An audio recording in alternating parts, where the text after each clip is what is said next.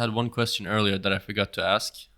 Before there were like bullets and fire powder, how was it still a defensive advantage to be like to defend it from the beach? I mean, from what like because that's the most difficult, right?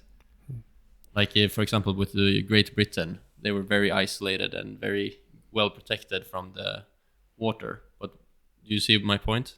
Yeah, well, maybe it wasn't as big of an advantage as later, but of course it was a big advantage, and that's why, of course,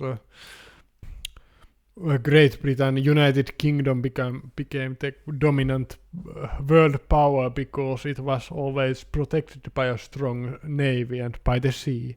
Yeah. So, but of course, maybe landing somewhere wasn't as difficult in some ways because you couldn't exactly mow someone down with a machine gun and thing like that. Right, right. So you think it was magnified, the advantage was magnified when you had fire powder and bullets. Yeah.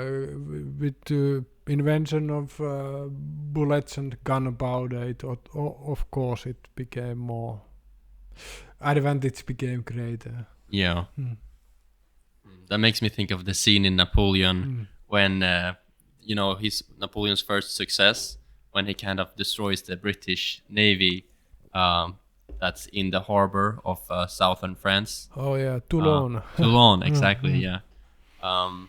Like they only had cannons, but still like quite some range with the cannons to be able to, because that was the whole thing when they stormed the tower or the how do you say Bastillion, like the castle. That was in order for them to get the reach for the cannons to be able to destroy the navy.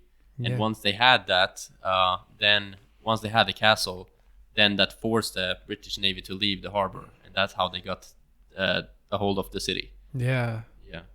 Anyways, that's a small detour. But let's continue with Russia.